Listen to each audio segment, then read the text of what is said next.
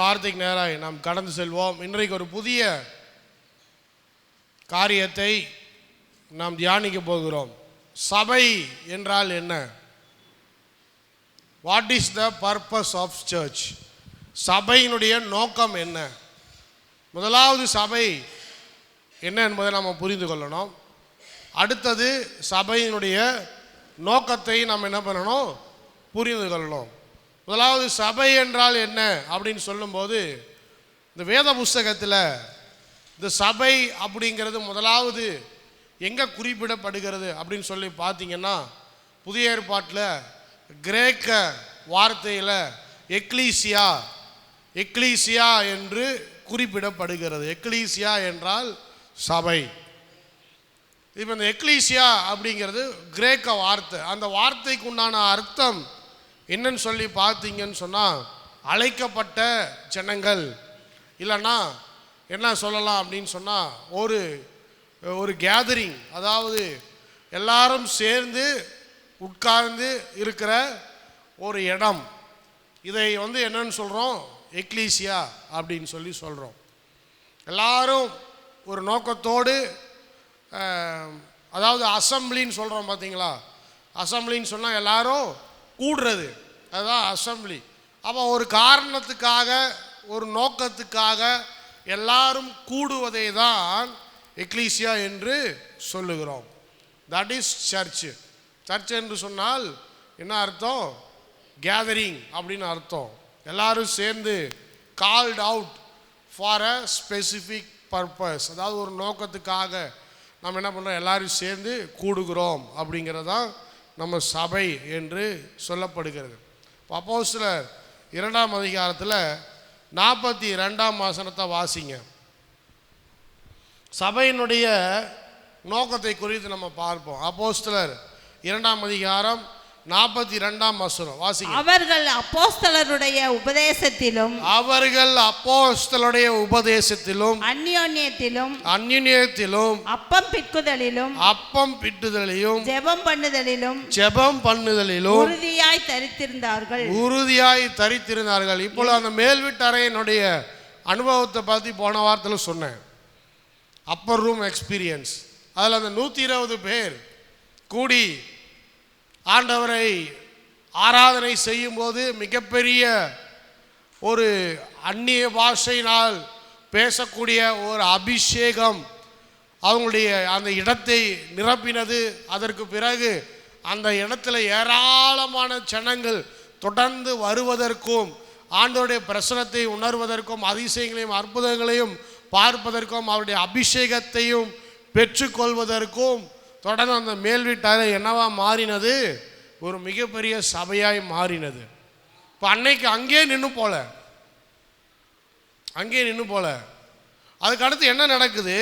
தொடர்ந்து வந்துட்டே இருக்கும்போது இந்த அப்போஸ்தலர் 2ஆம் அதிகாரம் 42ஆம் வசனத்தில், அவர்கள் அப்போஸ்தலருடைய உபதேசத்திலும் அந்நியனத்திலும் அப்பம் பிட்டுதலிலும் ஜெபம் பண்ணுதலிலும் உறுதியாய் என்ன பண்ணியிருந்தார்கள்?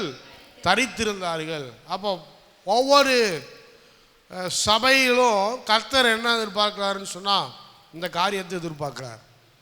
எதுக்காக சபை ஏற்படுத்தப்படுகிறது? நாம் ஏன் எல்லாம் சர்ச்சுக்கு போகிறோம்? நிறைய பேருக்கு அதுவே தெரிய மாட்டேங்குது. ஏன் பாஸ்டர் சர்ச்சுக்கு போகிறாங்க? எல்லாரும் சும்மா போகிறாங்க. ஞாயிற்றுக்கிழமை ஏதோ ஒரு கடமைக்கு என்ன பண்ணுறாங்க? அதில் பாதி பேர் வரதே கிடையாது. ஒரு வாரம் வர்றது, 2 வாரம் காணாமல் போயிடுறது, 3 வாரம் காணாமல் போயிடுறது. இப்போ பாஸ்டர்கிட்ட பர்மிஷன் வேறு, யாராவது செத்து போயிட்டாங்க, அதுவாயிடுச்சு இதுவாயிடுச்சு, என்னால் வர முடியல, சாரி மன்னிச்சுக்கோங்க அப்படின்னு மெசேஜெல்லாம் வேறு அனுப்புகிறாங்க. ஸ்தோத்திரம். எப்படித்தான் பிள்ளைக்காரங்களாம் விசுவாசிங்க. ஏன்னா சபையினுடைய நோக்கம் என்ன என்பதை முதலாவது நாம் என்ன பண்ணோம்? அறிந்து கொள்ள வேண்டும். நிறைய காரியங்கள் நடந்துகிட்டே தான் இருக்கும் உலகத்தில். யாராவது செத்து போயிட்டே தான் இருப்பாங்க, யாராவது கல்யாணம் பண்ணிகிட்டே தான் இருப்பாங்க, யாராவது ஹாஸ்பிட்டலில் சேர்ந்துட்டு தான் இருப்பாங்க. எல்லாம் நடந்துகிட்டே தான் இருக்கும், நடக்காமல் இருக்காது. ஆனால் முதலாவது சபை என்பதை கர்த்தர் எதற்காக ஏற்படுத்துகிறார்? எக்லீசியா என்று சொல்லும்போது நாம் எல்லாரும் ஏன் கூடுகிறோம், அதனுடைய நோக்கம் என்ன அப்படின்னு சொல்லி பார்க்கும்போது முதலாவது 42ஆம் வசனத்தில் உபதேசத்தில் அப்போஸ்தலருடைய உபதேசத்தை அவர்கள் தியானிப்பதற்காக, for the right teaching, for the correct doctrines, நல்ல உபதேசங்களை வேத புஸ்தகத்தில் இருந்து அவர்கள் பிரசங்கிக்க, அந்த உபதேசங்களை கேட்பதற்காக, தங்களுடைய வாழ்க்கையில் ஆண்டவரை பற்றி அறிந்து கொள்வதற்காக, அவருடைய ராஜ்யத்தை பற்றி அறிந்து கொள்வதற்காக என்ன பண்ணுறாங்க? ஜனங்கள் எல்லாரும் வராங்க. இங்கே போட்டிருக்கலாம் எல்லாரும் ஆராதனைக்காக வராங்கன்ட்டு. ஆனால் என்ன சொல்லப்பட்டிருக்கிறது? முதலாவது அப்போஸ்தலருடைய உபதேசத்தில். அப்படின்னா என்ன அர்த்தம்? முதலாவது நம்மளை சபையில் எதுக்காக கூடுறோம் அப்படின்னு சொன்னால், ஆண்டவரை பற்றி, அவருடைய ராஜ்யத்தை பற்றி, அவருடைய சத்தியத்தை பற்றி அறிந்து கொள்வதற்காக தான் முதலாவது சபையில் நம்ம கூடுறோம். அல்லேலூயா. சபைக்கே வரலன்னா எந்த சத்தியத்தையும் நம்ம அறிந்து கொள்ளவே முடியாது. சபை ஒன்று தான் நம்மளுடைய சத்தியத்தை உலகத்துக்கு என்ன பண்ணுது? காமிக்குது. இப்போ ட்ரூத் அப்படின்னா எங்கே இருக்குது? வேத புஸ்தகத்தில் இருக்குது. வேத புஸ்தகத்தை அறிந்தால் தான் நம்ம என்ன பண்ண முடியும்? நம்ம சத்தியத்தில் நடக்க முடியும். இப்போ நிறைய பேர் நாங்கள் வரோம், ஆனால் எங்களால் நீங்கள் சொல்கிறது எல்லாத்தையும் என்ன பண்ண முடியாது, எங்களால் கடைப்பிடிக்க முடியாது, ஏற்றுக்கொள்ள முடியாது. நீங்கள் நிறைய சட்டத்திட்டங்கள்லாம் போடுறீங்க, உங்கள் சட்டத்திட்டங்களுக்கெல்லாம் நாங்கள் என்ன பண்ண முடியாது அப்படின்னா நீங்கள் ஆண்டவருடைய பிள்ளைகளே இல்லைன்னு அர்த்தம். முதலாவது ஆண்டவர் சபையை எதுக்கு ஏற்படுத்தினார்னா, முதலாவதாக சத்தியத்தை அறிந்து கொள்ள வேண்டும், அந்த சத்தியத்தை நம்முடைய வாழ்க்கையில் நாம் கை கொள்ள வேண்டும்.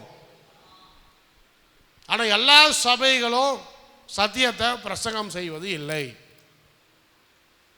அதான் ரொம்ப வருத்தப்பட வேண்டிய ஒரு சமாச்சாரம், வருத்தப்பட வேண்டிய ஒரு காரியம் என்னன்னு சொன்னால், நிறைய சபைகள் ஆண்டவருடைய சத்தியத்தையும் உபதேசத்தையும் பிரசங்கிப்பதை, ஜனங்களுக்கு கொண்டு போய் சேர்ப்பதை, அவர்களுக்கு புரிய வைப்பதை, அவர்கள் அந்த சத்தியத்தில் நடக்க வைப்பதை நிறுத்திவிட்டார்கள். ஏன் நிறுத்தி விட்டாங்கன்னு சொன்னால், அது போர் அடிக்குது, அது கஷ்டமாக இருக்குது.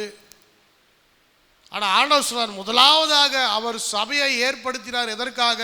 அப்போஸ்தலர்கள் அனுதினமும் இந்த ஜனங்களுக்கு தேவனுடைய உபதேசத்தை அவர்கள் பிரசங்கித்தார்கள், பிரசங்கம் செய்தார்கள். அந்த உபதேசத்தில் அந்த மக்கள் அனுதினமும் தரித்திருந்தார்கள். ஒரு நாள் 2 நாள் இல்லை, டெய்லியும் போகிறாங்க. அல்லேலூயா சொல்லுங்க பார்ப்போம். டெய்லியும் போகிறாங்க, டெய்லியும் வசனத்தை தியானிக்கிறாங்க, டெய்லி ஆண்டோடைய ராஜ்யத்தை பற்றி அறிந்து கொள்கிறாங்க, டெய்லி இயேசு கிறிஸ்துவை பற்றி அறிந்து கொள்கிறாங்க. ஏன்னா நிறைய பேர் அபிஷேகம் பெற்றாங்க. அபிஷேகம் பெற்றவங்களாம் அப்படியே நீங்கள் ஊழிக்காரங்க அனுப்பிடுறாங்களா? இல்லை, இன்றைக்கி அப்படி தான் நடக்குது. திடீர்னு யாராவது ஒருத்தர் அபிஷேகம் பெற்று போய் யாருக்காவது ஜெபம் பண்ணி 2 பேர் சுகமாக்கிட்டான்னா இன்றைக்கி அவர் மிகப்பெரிய ஹீலிங் மினிஸ்டர். ஒரு வாலி பையன் நல்லா பாட்டு பாடுறான்னு வச்சுக்கோங்க, சரி பாஸ்டர் லீட் பண்ணுறது கூடாது, சரி நல்லா பாடுறியாப்பா, லீட் பண்ணுப்பா. ஒரு 2 வாரம் லீட் பண்ணுவான், 3 வாரம் லீட் பண்ணுவான். அதுக்கப்புறம் அவர் ஒரு இவாஞ்சலிஸ்ட்டு, சர்ச்சுக்கே வரமாட்டான். அங்கே கூப்பிட்றாங்க, இங்கே கூப்பிட்றாங்க, எனக்கு மீட்டிங் போட்டு தராங்க. இந்த பாஸ்டர்னா டெய்லியும் சண்டே வெறும் ஆராதனையில் மட்டும்தான் பாட விட்றாரு. ஆனால் வெளியே என்ன பண்ணுறாங்க, என்னைய எங்கெங்கேயோ கூப்பிட்றாங்க, எங்கெங்கேயோ யூஸ் பண்ணுறாங்க. அதில் ஒரு பெருமை வேறு. முதலாவது அவனுடைய நோக்கமே அவனுக்கு புரியல. உடனே நம்ம ஆட்கள் என்ன பண்ணிடுறாங்க, அவங்க ஸ்பெஷல் இவாஞ்சலிஸ்ட் ஆகிடுறாங்க. அப்புறம் பாஸ்டரை அவங்கக்கிட்ட அப்பாயின்மெண்ட் கேட்க வேண்டியதாக இருக்குது. தம்பி, உனக்கு முத பாட்டு பாட சான்ஸ் கொடுத்ததே நான் தான், இப்போ நீ உன்னை பார்க்குறதுக்கே ஆமாம் அப்பாயின்மெண்ட்டு வாங்க மாட்டேருக்குது. அப்படி ஆகிப்போச்சு காலம். அப்போ ஆண்டவர் பாருங்க, முதலாவது உபதேசத்தில் அனுதினமும் தரிப்பதற்காக தான், நாம் தரித்திருப்பதற்காக தான் சபையை ஏற்படுத்தி இருக்கிறார். நல்ல பிரசங்கம், ஒவ்வொரு சபைகளிலும் விசுவாசிங்க நல்லா பிரசங்கத்தை கேட்கணும். நீங்கள் பாட்டு கேட்குறீங்களா இல்லையோ, பாட்டு பாடுறீங்களா இல்லையோ, ஆண்டோடைய சத்தியத்தை ஆண்டோடைய உபதேசத்தை கேட்கணும். அல்லையோ சொல்லுங்க பார்ப்போம். உங்களுடைய சபை என்ன விசுவாசிக்குதுன்னு உங்களுக்கு யாருக்காவது தெரியுமா? எங்களுடைய சபை என்ன விசுவாசிக்குது? எங்கள் சபை திருத்துவத்தை விசுவாசிக்குது, பிதா குமாரன் பரிசுத்த ஆவி. எங்களுடைய சபை முழுக்கு ஞானஸ்தானத்தை விசுவாசிக்குது. எங்களுடைய சபை இயேசு கிறிஸ்துடைய பிறப்பையும் இயேசு கிறிஸ்துடைய மரணத்தையும் இயேசு கிறிஸ்துடைய உயிர்த்தெழுதலையும் எங்களுடைய சபை விசுவாசிக்குது. எங்களுடைய சபை ஆண்டவருடைய இரண்டாவது வருகையை விசுவாசிக்குது. இதெல்லாம் யாருக்காவது தெரியுமா? எந்த சபையிலையாவது உங்களுக்கு சொல்லிக் கொடுக்குறாங்களா? சபையினுடைய நோக்கமே அதுதான். நாம் என்ன விசுவாசிக்கிறோம்? What is our faith? What is our doctrine? What is our teaching? நம்மளுடைய உபதேசம் என்ன? நம்மளுடைய சபை என்ன விசுவாசிக்கிறது? நாம் என்ன விசுவாசிக்கிறோம்? இப்போ இந்த உபதேசத்துக்குள்ள நம்ம கருத்து வேறுபாடுகள் இருக்கலாம். ஒரு சிலர் ரகசிய வருகை இருக்குதுன்னு சொல்லுவாங்க. ஒரு சிலர் ரகசிய வருகையில் இல்லை, ஆண்டவர் பகிரங்கமாக என்ன பண்ணிடுவார், இந்த உலகத்தை ஆள போகிறாரு, அப்படி அந்த கருத்து வேறுபாடெலாம் இருக்கலாம். ஆனால் எல்லாரும் என்ன விசுவாசிக்கிறோம்? இயேசு கிறிஸ்துடைய வருகை என்பது கண்டிப்பாக இருக்கிறது என்பதை நம்ம விசுவாசிக்கிறோம். நம்ம அற்புதங்கள் அடையாளங்களை நாம் விசுவாசிக்கிறோம். அதே போல் நாம் அந்நிய பாஷையை நம்ம விசுவாசிக்கிறோம். ஆண்டவருடைய ஒவ்வொருவருக்கும் கொடுக்கிறார், வரங்களை கொடுக்கிறார் அப்படின்னு சொல்கிறார். பரிசுத்த ஆவியினுடைய வரங்கள் நம்ம என்ன பண்ணுறோம்? நம்முடைய வாழ்க்கையில் கிரியை செய்யுது என்பதை நாம் என்ன பண்ணுறோம்? நாம் விசுவாசிக்கிறோம். ஏன் பாஸ்டர் இதெல்லாம் முக்கியம் அப்படின்னு சொன்னால், இதெல்லாம் அறிந்து கொள்வதற்காக தான் நீங்கள் சபைக்கே வரீங்க. அப்போ இதில் மாறுபாடு உள்ள சபைகள் இருக்கிறதா அப்படின்னு சொன்னால் இருக்குது. நிறைய மாறுபாடு, நிறைய வேறு விதமான உபதேசங்களை போதிக்க வேண்டிய சபைகள் இருக்கிறது. அப்போ நம்ம தான் வேதாகமத்தையும் நம்ம போகிற சபை நமக்கு என்ன பிரசங்கம் செய்கிறது அப்படிங்கிறதையும் ஒப்பிட்டு பார்த்து நாம் நல்ல சபையில் இருக்கிறோமா, உண்மையான சபையில் இருக்கிறோமா அப்படிங்கிறத நாம் அறிந்து கொள்ள வேண்டும். அல்லேலூயா சொல்லுங்கள். அல்லேலூயா. இப்போ நான் பிரசங்கமே பண்ணலன்னு வைங்க, நான் டெய்லி வாரம் கெஸ்ட் ஸ்பீக்கரை கூப்பிட்றேன் அப்படின்னா நீங்கள் கேள்வி கேட்கணும். என்ன கேள்வி கேட்கணும்? பாஸ்டர், அப்போஸ்தலர்கள் ஜனங்களுக்கு ஆண்டவருடைய சத்தியத்தை பிரசங்கித்தார்கள், அவங்க டீச் பண்ணாங்க, நீங்கள் ஏன் பண்ணுறதில்லைன்னு கேட்கணும். அப்படி கேட்குறவங்க தான் நல்ல விசுவாசி, அப்படி போதிக்கிறவர் தான் நல்ல சபை. அல்லேலூயா சொல்லுங்கள் பார்ப்போம். நான் எந்த சர்ச்சுக்கும் அகைன்ஸ்ட் கிடையாது. ஆனால் இந்த புல்பீட் என்பது ரொம்ப பயபக்தியான ஒன்று. நல்லா புரிஞ்சு கொள்ளுங்க. இந்த இந்த இடத்துலேருந்து நான் என்ன போதிக்கிறேனோ அதை நீங்கள் அப்படியே நம்புறீங்க. அல்லேலூயா. ஏன்னா பாஸ்டர் மேலே இருக்கிற நம்பிக்கையினால் நீங்கள் என்ன பண்ணுறீங்க? பாஸ்டர் என்ன போதிச்சாலும் அவர் சரியான உபதேசத்தை நமக்கு கொடுப்பார் அப்படின்னு சொல்லி நீங்கள் என்ன பண்ணுறீங்க? நம்புறீங்க. அப்போ இதை காப்பாற்ற வேண்டியது யாருடைய பொறுப்பு? பாஸ்டருடைய பொறுப்பு.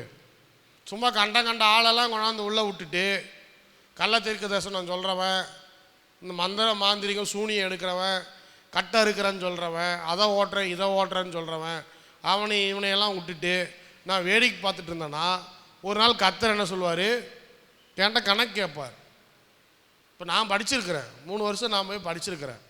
சத்தியங்களை அலசி ஆராய்ந்து உட்கார்ந்து எது நல்ல சத்தியம் எது கள்ள சத்தியம் பல முறை கேள்விகளை கேட்டிருக்கிறேன். கேள்விகளை கேட்டனால நான் என்ன பண்ணுறேன்? இந்த புல்பீட்டை பாதுகாத்து உங்களுக்கு தேவையான நல்ல சத்தியங்களை மட்டும் என்ன பண்ணுறேன்? கொண்டு உங்களுக்கு சேர்த்துறேன். இப்போ நான் உக்காந்துட்டு யாரோ ஒருத்தர் வரட்டும், அவர் யாருன்னு என்னன்னே எனக்கு தெரியாது. இன்னொருத்தர் சொன்னார் இவர் நல்லா பிரசங்கம் பண்ணுவாருன்ட்டு, எனக்கு தெரியாது. இன்னொருத்தர் சொன்னார், இன்னொருத்தர் சொன்னாருங்கிறதுக்காக நான் கொண்டாந்து விட்றேன்னு வச்சுக்குவோம். அவர் எனக்கு யாருன்னே தெரியாது. அவர் மைக்கு வாங்கி என்ன பண்ணுறாருன்னா ஏதோ ஒன்று சொல்கிறாரு, அது வேதத்துக்கு முரண்பாடாக இருக்குதுன்னு எனக்கு நல்லா தெரியும். இப்போ நானே என்ன பண்ணுறேன்? என்னுடைய சபையில் சத்தியத்தை போதிக்க வேண்டிய நானே உபதேசத்தை உங்களுக்கு கொண்டு வந்து சேர்க்க வேண்டிய நானே ஒரு அடல்ட்ரேட்டட் ஃபுட்டை உங்களுக்கு என்ன பண்ணுறேன், கொண்டு வந்து கொடுக்குறேன். அப்போ ஒரு நாள் ஆண்டவர் கேள்வி கேட்பார். என்ன கேட்பார்? சத்தியத்தை போதிக்க வேண்டிய நீ விசுவாசிகளுக்கு உபதேசத்தை கொண்டு போய் சேர்க்க வேண்டிய நீ என்ன பண்ணிட்ட? உன் கடமையிலிருந்து தவறிட்ட. அதனால தான் நம்ம கெஸ்ட் ஸ்பீக்கர் வந்து வெல்கம் பண்ணுறோம், இல்லைன்னு சொல்லலை. நம்ம வந்து நல்ல ஆட்கள், நல்ல உபதேசத்தை பேசக்கூடியவர்கள், நல்ல சத்தியத்தில் நல்லா பிறந்து ஆண்டவருடைய உபதேசத்தை அறிந்தவங்க வந்தவங்க. இப்போ நம்ம சபையில் பிரசங்கம் பண்ணணும்னு நினைக்கிறாங்களா? ஒரு 5 நாள் 6 நாளாவது முதல்ல என்ன பண்ணணும்? நம்ம சபைக்கு வரணும். வந்து நம்மளோட எல்லாரோட என்ன பண்ணணும்? முதலாவது பழக்கமாகணும். இல்லை எனக்காவது முதலாவது அவங்க யார், அவங்க என்ன சபை, அவங்க என்ன ஊழியம், என்ன உபதேசம் அப்படிங்கிறத முதலாவது நான் என்ன பண்ணியிருக்கணும்? தெரிந்திருக்கணும். தெரிந்தால் தான் நம்ம என்ன பண்ண முடியும். ஏன்னா இது வந்து ஆண்டவர் என் மேலே வைத்திருக்கிற ஒரு பொறுப்பு. ஒரு தகப்பன் என்ன பண்ண மாட்டான், தன்னுடைய பிள்ளையை கொண்டு போய் யாருன்னே தெரியாத ஒரு ஆள்கிட்ட போய் இன்றைக்கி போப்பா வீட்டுக்கு, இவங்க உன்னை வீட்டுக்கு கொண்டு போய் சேர்த்துவாங்க அப்படின்னு சொல்லவே மாட்டான். தான் தகப்பன் என்ன பண்ணுவான், தான் பிள்ளைகளை அனுப்புறது கூட 2 முறை 3 முறை யோசிச்சுட்டு நம்பிக்கையான ஆளாங்கன்னு பார்த்தா தான் என்ன பண்ணுவான், தன்னுடைய பிள்ளைகளை அவங்களோட அனுப்பி வைப்பான். சரி போப்பா, இவங்க நம்மளுடைய நண்பர்கள் தான், நம்மளுடைய குடும்பத்தார் தான் அப்படின்னு சொல்லி. அதே போல் நீங்களும் என்ன பண்ணணும், என்னைக்கா இருந்தாலும் சரி இந்த உபதேசத்தில் தரித்திருப்பதை உங்களுடைய வாழ்க்கையில் நீங்கள் காம்ப்ரமைஸ் பண்ணவே கூடாது. அல்லேலூயா. எதில் வேணாலும் காம்ப்ரமைஸ் பண்ணலாம், but don't compromise in wrong teachings. கள்ள உபதேசங்களில் சிக்கி போய் என்ன பண்ணாதீங்க, உங்கள் வாழ்க்கையை அழித்து கொள்ளாதீர்கள். நிறைய பேர் கள்ள உபதேசத்தில் அப்படி இப்படின்ட்டு என்னம்மா அவங்க வந்து குதிக்கிறாங்க, என்னம்மா பறக்கிறாங்க, ஒரு பாஸ்டர் அடிக்கிறாராம், உடனே பிசாசெல்லாம் பறக்குதான், இப்படியெல்லாம் பார்த்துட்டு நம்ம பாட்டில் உடனே என்ன பண்ணுறாங்க, போய் மாட்டிக்கிறாங்க. நிறைய பேர் இன்றைக்கி கடைசி நேரத்தில் கடைசி நாட்களில் சொல்லப்பட்டிருக்கிறது, ஜனங்களை வஞ்சிப்பார்கள். எப்படி நீங்கள் அறிந்து கொள்ள வேண்டும்? முதலாவது எந்த சர்ச்சு எந்த ப்ரேயருக்கு போகிறதுக்கு முன்னாடி நீங்கள் என்ன விசுவாசிக்கிறீங்க, உங்களுடைய உபதேசம் என்னன்னு கேட்டிங்கனாலே போதும். What is your teaching, what is your doctrine அப்படின்னீங்கனாலே போதும். அவங்க கள்ள உபதேசினா ஒரு ஸ்டெப்பு பின்னாடி போயிடுவாங்க. இது உஷாரான ஆளாக இருக்குது. வந்தவொடனே என்னங்கிறாங்க, நீங்கள் என்ன நம்புறீங்க, என்ன விசுவாசிக்கிறீங்க கேட்குறாங்க. பைபிளில் நிறைய அறிவு இருக்குது உங்களுக்கு, இவங்களை என்ன பண்ண முடியாது, நம்ம வஞ்சிக்க முடியாது அப்படின்ட்டு போயிடுவாங்க. ஆனால் நீங்கள் அதெல்லாம் எதுவுமே தெரியாமல் எல்லாமே ப்ரேயர் தான் பாஸ்டர், எல்லாமே ஜெபம் தான் பாஸ்டர், எல்லாத்துலேயும் பரிசுத்த ஆவியானவர் இருக்கிறாரு, எல்லா இடத்துலையும் அவர் அற்புதம் செய்கிறார், எல்லா இடத்துலையும் அவர் அதிசயம் செய்கிறான்னு போய் உட்காந்துருந்தீங்கன்னா அது எந்த இயேசு கிறிஸ்து நமக்கே தெரியாது. அதனால் நல்லா புரிஞ்சுக்கோங்க, நான் எந்த ப்ரேயருக்கு அகைன்ஸ்ட் கிடையாது. எந்த ப்ரேயருக்கும், எந்த மினிஸ்ட்ரிக்கும், எந்த ஊழியத்துக்கும், ஊழிய பாஸ்டர்ஸுக்கும் யாருக்குமே நான் அகைன்ஸ்ட் கிடையாது. உங்கள் ஆத்மாவுக்கு நீங்கள் தான் பொறுப்பு. அல்லேலூயா. உங்கள் ஆத்மாவுக்கு நீங்கள் தான் பொறுப்பு. அப்போ உங்களுடைய கடமை என்ன? ஒரு சபை என்று வரும்போது, நீங்கள் ஆலயத்துக்கு வரும்போது எந்த எதிர்பார்ப்போடு வரீங்கன்னு சொன்னால், நான் சத்தியத்தை அறிந்து கொள்ள வேண்டும். அல்லேலூயா. நான் உபதேசத்தை அறிந்து கொள்ள வேண்டும். நான் என்ன விசுவாசிக்கிறேன் என் வாழ்க்கையில் அது மாறவே மாறாது. எந்த இடத்துக்கு போனாலும் சரி, எத்தனை இடத்துக்கு போனீங்கனாலும் சரி, ஃபாரினே போனீங்கனாலும் சரி, எத்தனை சர்ச்சுக்கு போனீங்கனாலும் சரி, உங்களுக்குள்ளே இருக்கிற உபதேசமோ, உங்களுக்குள்ளே இருக்கிற பிலீஃப் சிஸ்டமோ, நீங்கள் என்ன விசுவாசிக்கிறீங்க அப்படிங்கிறதுல உறுதியாக இருந்தீங்கன்னு சொன்னால் யாரும் உங்களை ஒன்றும் பண்ணவே முடியாது. கேத்தலிக் சர்ச்சிலே போய் உட்காந்து பிரசங்கத்தை கேட்டு வரலாம். அல்லேலூயா. நிறைய ஃபாதர் சூப்பராக பிரசங்கம் பண்ணுறாங்க. அது என்ன டிவி, ஒரு டிவி இருக்குது, மாதா டிவியா. முன்னாடி எனக்கு இப்போ எனக்கு கேபிள் இல்லை, முன்னாடி கேபிள் இருக்கும்போது ஒரு சில டைம் மாதா டிவி போட்டு உட்காந்துட்டு நானே கேட்பேன், இந்த ஃபாதர் என்ன தான் பிரசங்கம் பண்ணுறாங்க. ஒரு சில உபதேசங்கள்லாம் பார்த்திங்கன்னா ரொம்ப ஆழமாக அற்புதமாக பிரசங்கம் பண்ணுவாங்க கேத்தலிக் ஃபாதர்ஸு. ஆனால் நீங்கள் உங்களுடைய உபதேசத்தில் உறுதியாக இருந்தீங்கன்னு சொன்னால், இதெல்லாம் கரெக்டாக பேசுகிறாங்க பாஸ்டர், கரெக்டு, ஆனால் திடீர்னு மாதாவில் போயிடுறாங்களே, திடீர்னு போய் இயேசுவின் தாய்க்கு ஜெபம் பண்ணுறாங்களே, இங்கே தான் இடிக்குது, நீங்களே உணர்ந்துருவீங்க. நல்லா பாடுறாங்க, கரெக்டு தான், நல்லா ஆனந்தமாக பேசுகிறாங்க, கரெக்டு தான், திருத்துவத்தை அற்புதமாக பேசுகிறாங்க. முதலாவது கேத்தலிக்ஸ் தான் விளக்கம் கொடுத்ததே ட்ரினிட்டிக்கு, திருத்துவத்துக்கு. ரொம்ப அற்புதமாக ஆனந்தமாக கேட்குறதுக்கு இனிமையாக இருக்குது, எல்லாம் கரெக்டு தான். ஆனால் இதெல்லாம் நமக்கு சரிப்பட்டு வரலையே, தெரியுமா? நமக்கு இதெல்லாம் சரிப்பட்டு வரலையே. அடுத்து ஓய்வு நாள் அனுசரிக்கிற குரூப் இருக்குது, எல்லாம் கரெக்டு தான்.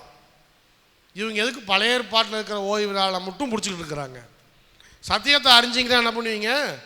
நீங்களே அந்த கேள்வியை எழுப்புவீங்க. நீங்களும் அந்த கேள்வி எழுப்புவீங்க. எதுக்குப்பா? ஆண்டவரே சொல்லிட்டாரு, மனிதன் ஓய்வு நாளுக்காக உண்டாக்கப்படலை, ஓய்வு நாள் மனுஷனுக்காக உண்டாக்கப்பட்டுச்சுன்னு சொல்லிட்டாரு. இதுக்கு பிறகு இன்னும் நம்ம ஓய்வு நாள் ஏன் உட்காந்துருக்கணும்? ஸோ ஓய்வு நாளில் மற்ற காரியத்தை இது செய்கிறதே இல்லையா?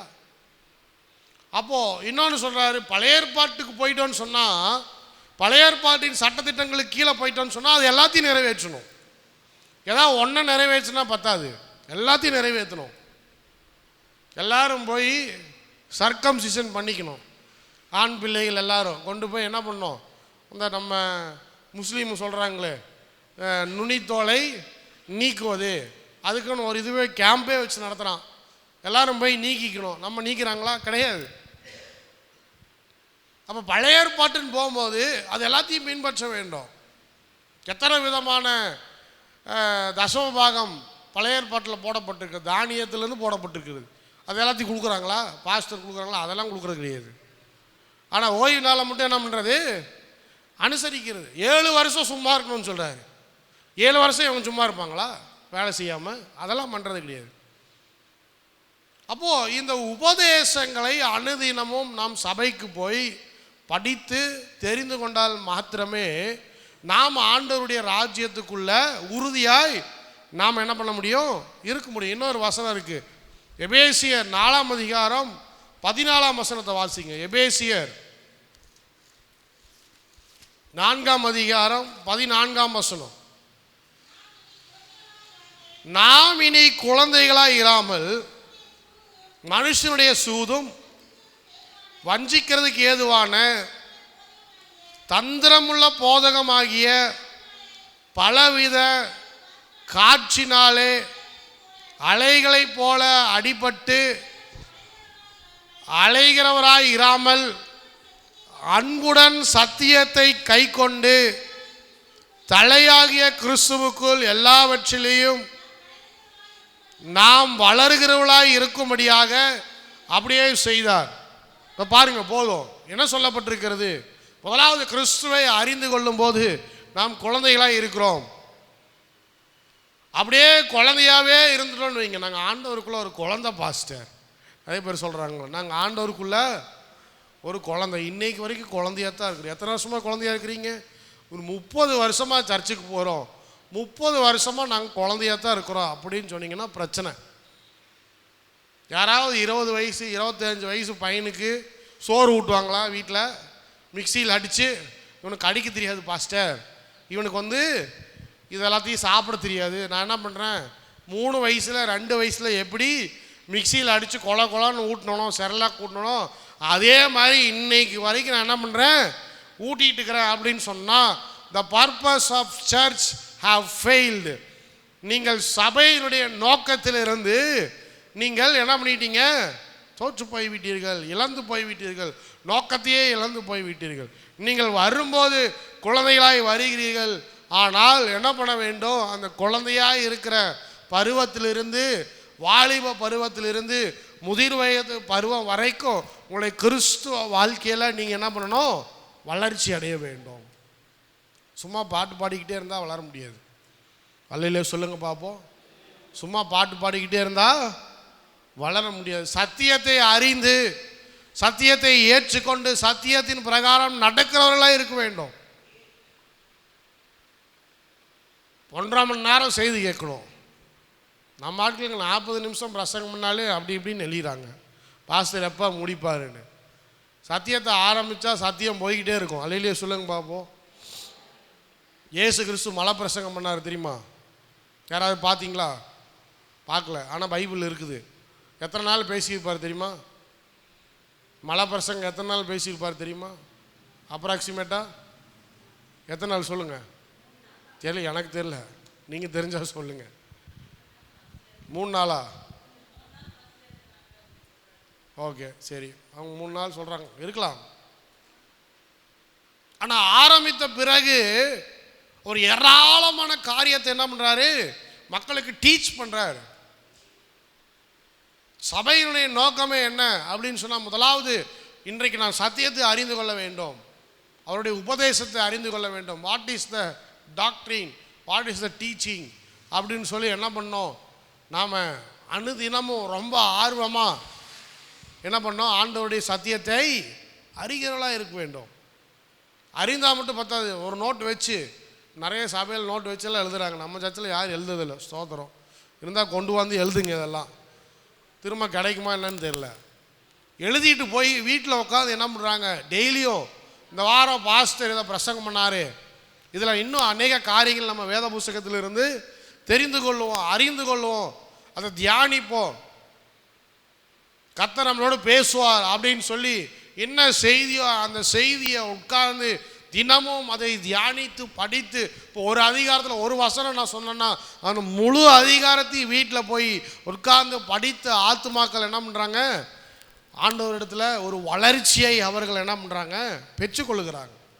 ஆனால் இன்றைக்கி நிறைய பேருக்கு இந்த வாஞ்சி தாகமும் இல்லை. அதனால தான் பிசாசு என்ன பண்ணிடுறான், ஈஸியாக வஞ்சித்துறான். ஒரு விசுவாசி எப்படி வஞ்சிக்கப்படுறாங்க, சத்தியத்தில் உறுதியாக இல்லை, உபதேசத்தில் உறுதியாக இல்லை, ஈஸியாக வஞ்சிக்கப்படுறாங்க. அடுத்து இங்கே சொல்கிறாரு, நீங்கள் இன்னும் குழந்தையா எத்தனை நாளைக்கு இருப்பீங்க, என்ன பண்ணோம், அன்புடன் 15ஆம் வசனம்,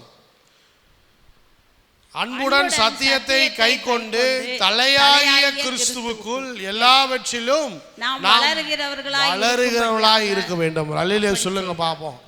நீங்களே யோசித்து பார்க்கணும். ஒவ்வொரு வருஷமும் நான் சர்ச்சுக்கு போகிறேன், எனக்குள்ள ஒரு ஆவிக்குரிய வளர்ச்சி இருக்குதா? இப்போ 5 வருஷத்துக்கு 10 வருஷத்துக்கு மேலே நீங்கள் சர்ச்சுக்கு வந்துட்டீங்கன்னா பாஸ்டர்ட்ட இருந்து எதுவுமே எதிர்பார்க்கக்கூடாது, ஏன்னா நீங்கள் குழந்தையே இல்லை. அல்லேலூயா சொல்லுங்க பார்ப்போம். குழந்தைக்கு தான் என்ன வேணும், கேர் வேணும், அன்பு வேணும், பராமரிப்பு வேணும். ஏன்னா அது குழந்தை இப்போ தான் வந்திருக்குது, ஒன்றும் தெரியாது. 10 வருஷம் ஆயிடுச்சு அப்படின்னு சொன்னால் 10 வருஷம், இப்போ எனக்கு வந்து 35 வயசு ஆயிடுச்சு. நான் போய் ஒவ்வொரு முறையும் எங்கள் அப்பாட்ட போயிட்டு, எப்பா இது வேணும்ப்பா, எப்பா அது வேணும்ப்பா, உடனே என்ன சொல்லுவார், ஏண்டா உனக்கு இது கூட தெரியாதான்பாரு, இத்தனை வருஷம் இத்தனை வயசு ஆயிடுச்சு உனக்கு இதை கூட உனக்கு தெரியாதா? அதே போல தான் நம் வளர்ந்த பிறகு நம் வளர்ச்சி அடைய அடைய அடைய என்ன பண்ணோம், நாம குழந்தைகளுக்கு உதவி செய்கிறவங்களாம் மாறணும். அல்லேலூயா சொல்லுங்க பார்ப்போம். அல்லேலூயா. இப்போ புதுசாக ஒரு 4 குழந்தை பெற்று எடுத்துருக்குறோம். மூத்த பிள்ளைகள் என்ன பண்ணுறாங்க, மூத்த பிள்ளைகள் தாய் தகப்பனுக்கு உதவியாக இருந்து அந்த பிள்ளைகளை அவங்க தான் என்ன பண்ணுறாங்க, வளர்க்குறாங்க. இதுதான் சத்தியத்துக்குள்ளே நமக்கு வளர்ச்சி உண்டாக வேண்டும். அதனால் சத்தியத்தை தியானிப்பதற்கு நேரத்தை அதிகமாய் ஒதுக்க வேண்டும். ஒரு சபையினுடைய பிரதான நோக்கம் என்னன்னு சொன்னால், அநேக முறை என்ன பண்ணணும், விசுவாசிகள் கூடி கூடி கூடி கூடி கதை பேசக்கூடாது, விசுவாசிகள் கூடி கூடி ஒருத்தருக்கு ஒருத்தர் விரோதமாக பேசக்கூடாது, விசுவாசிகள் கூடி கூடி கூடி பாஸ்டரை குறை சொல்லக்கூடாது, விசுவாசிகள் கூடி சத்தியத்தை தியானிக்கிறவர்களாய் இருக்க வேண்டும். அல்லேலூயா. நம்ம கூடனா முதலாவது நோக்கமே என்ன, நாம் பைபிளை பற்றி தெரிஞ்சுக்கணும், சத்தியத்தை தெரிஞ்சுக்கணும். அப்போ அப்போஸ்தலர் காலத்தில் சபையினுடைய முதல் நோக்கம் என்ன, எல்லாரும் சொல்லுங்க. இத்தனை நேரம் என்ன சொல்லிட்டு இருக்கிறேன் நான். அல்லேலூயா. பாருங்க, மறுபடியும் போங்க, வசனத்துக்கு போங்க. அப்போஸ்தலர் 2:42 வாசிங்க. அவர்கள் அப்போஸ்தலருடைய உபதேசத்திலும் முதலாவது நோக்கம் என்ன, எல்லாரும் சொல்லுங்க, உபதேசம். அல்லேலூயா. உபதேசத்தில் சபை உறுதியாக இருக்க வேண்டும். அப்பதான் பிள்ளைகளை வளர்த்த முடியும். சாப்பாடு எப்படி இருக்கணும், ருசியாக இருக்கக்கூடாது, சத்துள்ள சாப்பாடாக இருக்கணும். இப்போ அதான் பிரச்சனையே. நிறைய பேருக்கு ருசியான சாப்பாடு தேடி ஓடிட்டு இருக்கிறாங்க. ஏன் போர் அடிக்குதுடா இவர் பண்ணுற பிரசங்கமெல்லாம், எல்லாரும் இவர் என்ன பேசுகிறாருன்னு ஒன்றும் விளங்கவே மாட்டேங்குது. அந்த சர்ச்சிலையா பா என்ன பாலிஷ்டாக இருக்குது, இது வந்து எப்படின்னா பீஸா பர்கர் சாப்பிட்ற மாதிரி டெய்லியும் சாப்பிட்டுக்கிட்டே இருந்தீங்கன்னா அப்புறம் கொஞ்ச நாள் கழித்து வரும். கிட்னி ஸ்டோன் வரும், ஹார்ட்டு ஃபங்க்ஷன் ஆகாது, லங்ஸு ஃபங்க்ஷன் ஆகாது, எல்லாம் ஃபெயில் ஆயிரும். ஒழுங்காக காய்கறிகளையும் நல்லா வேக வச்ச இதையும் அதையும் சாப்பிட்டீங்கன்னா அது போர் அடித்தாலும் உடம்புக்கு எது சத்து, உடம்புக்கு நல்லது. அதே போல தான் நல்ல ஆவிக்குரிய சத்தியத்தை என்ன பண்ணணும், நம்ம தியானிக்கணும். ஒரு சில காரியங்கள்லாம் போர் அடிக்கிற மாதிரி தான் இருக்கும், ஆனாலும் நமக்கு தேவை, நம்முடைய வாழ்க்கைக்கு தேவை. அடுத்தது 2:42 ரெண்டாவது பாருங்க என்ன சொல்லுது, அந்யோன்யத்திலும் ஃபெல்லோஷிப் என்பது ரொம்ப முக்கியம். ஒருவரோடு ஒருவர் ஐக்கியப்படுதல். சபையினுடைய இரண்டாவது நோக்கம் என்னன்னு சொன்னா சும்மா வரோம் சும்மா போகிறோம் அப்படிங்கிறது கிடையாது. நம்ம ஒவ்வொருத்தரோடு ஒருவர் என்ன பண்ணோம், ஐக்கியமாய் இருக்க வேண்டும். ஏன் ஐக்கியமாய் இருக்க வேண்டும்? ரோமர் 12ஆம் அதிகாரம், ரோமருக்கு எழுதின நிருபம் 12ஆம் அதிகாரம் 10ஆம் வசனம். யாரா எடுத்தவங்க சீக்கிரமாக வாசிங்க.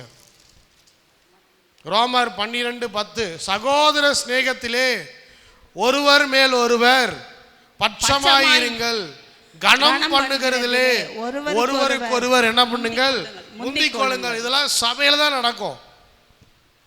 ஒரு சகோதர ஸ்நேகம் எங்க கிடைக்கும்னு சொன்னா சபைக்குள்ள இருக்கணும். That is the purpose of church, brotherly love. அதில் சொல்லுங்க, இங்கெல்லாம் சண்டை போட்டு கிடக்குறாங்க. எனக்கு எப்படி கிடக்குறாங்க? புதிய ஏற்பாட்டில் அப்போஸ்தலர் காலத்தில் ஆண்டவர் செய்த ஒரு மிகப்பெரிய ஒரு காரியம் என்னன்னு சொல்லி பார்த்தீங்கன்னு சொன்னால், இந்த சபையின் மூலமாய் இவங்க எல்லாரும் உட்கார்ந்து ஆண்டவரை தியானிப்பதின் மூலமாய் என்ன நடந்ததுன்னு சொன்னால், ஒருவரோடு ஒருவர் எப்படி இருந்தாங்க, எல்லாரும் சகோதர ஸ்நேகத்தில் இருந்தாங்க. அல்லையே சொல்லுங்க. அட போங்க பாஸ்டர் நீங்களாவது, ஏன்னா மாறணும். ஒரு சபையினுடைய நோக்கமே என்ன அப்படின்னு சொன்னால், ஒருவரை ஒருவர் கனப்படுத்துதல், ஒருவருக்கு ஒருவர் என்ன பண்ணுதல், அன்பு செலுத்துதல்.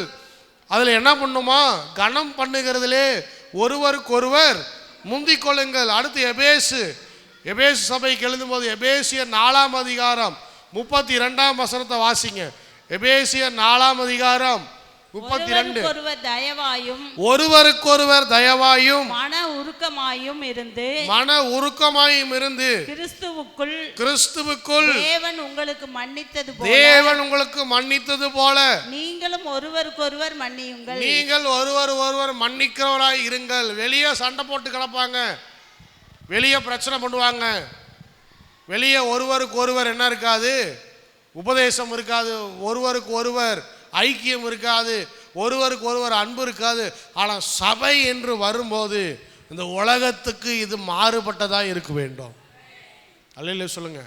ஒருத்தர் உள்ள வந்துட்டாருன்னு சொன்னால் நாம் அவங்க மேலே செலுத்துகிற அன்பு, நாம் எப்படி அவங்கள கனப்படுத்துகிறோம், நாம் எப்படி அவங்கள நேசிக்கிறோம், நாம் எப்படி அவங்களுக்கு உதவி செய்கிறோம், இதெல்லாம் சபையினுடைய நோக்கமாக ஆண்டவர் கொடுத்துருக்கிறார். யாரும் உள்ளே வர்றதுக்கு தயங்கக்கூடாது. அல்லேலூயா. ஒரு சில விசுவாசிங்க சொல்கிறாங்க, நான் உங்கள் சர்ச்சுக்கு வந்தோம், உள்ளே இருக்கிற விசுவாசிங்களே நீங்கள் ஏன் அந்த சர்ச்சுக்கு வரீங்கன்னு கேட்டாங்கன்னு சொல்கிறாங்க. உண்மையாக பொய்யா தெரியாது. ஸ்தோத்திரம். இது எப்படி இருக்குது, நீங்கள் ஏன் இந்த சர்ச்சுக்கு வரீங்க அப்படின்னு கேட்குறாங்க அப்படிங்கிற மாதிரி சொல்கிறாங்க. உண்மையாக பொய்யான்னு தெரியாது, சும்மா கூட சொல்லலாம். அதனால் நீங்கள் யாரும் கோச்சிக்காதீங்க. ஆனால் நான் என்ன சொல்கிறேன், ஒரு ஆத்மா உள்ளே வந்த பிறகு அந்த ஆத்மா நம்முடைய அன்பையும் நம்முடைய ஐக்கியத்தையும் நாம் அவங்களை எப்படி கனப்படுத்துகிறோம், நாம் எப்படி அவங்க மேலே அன்பு செலுத்துகிறோம் என்பதை அவர்கள் என்ன பண்ண வேண்டும், உணர வேண்டும். அப்படி உணர்ந்தால் தான் அவங்க திருப்பி சபைக்கு வருவாங்க. அல்லேலூயா. இவ்வளோ தூரத்துலேருந்து வரீங்களா, ஏன் அங்கே சர்ச்சே இல்லையா, வருமா அடுத்த வாரம் யாராவது வருவாங்களா? அங்கே ஃப்ளைட்டு பிடிச்சி சென்னைக்கு சர்ச்சுக்கு போகிறவங்களாம் இருக்கிறான். ஒரு பாஸ்டர் சொல்லுவார், இன்றைக்கி நம்முடைய சபைக்கு வந்து பெங்களூர் பட்டணத்திலிருந்து, ஆந்திராவுடைய ஹைதராபாத்திலிருந்து விமானத்தில் நம்முடைய சபைக்கு வருகிறார்கள் பெருமையாக சொல்கிறாரு. போகிறவங்களாம் இருக்கிறான், அவனுக்கு காசு இருக்குது, ஃப்ளைட்டு பிடிச்சி போகிறான். ஏதோ கஷ்டப்பட்டு ஒரு ஆத்மா என்ன பண்ணுது, நம்ம மேலே, நம்ம சர்ச்சு மேலே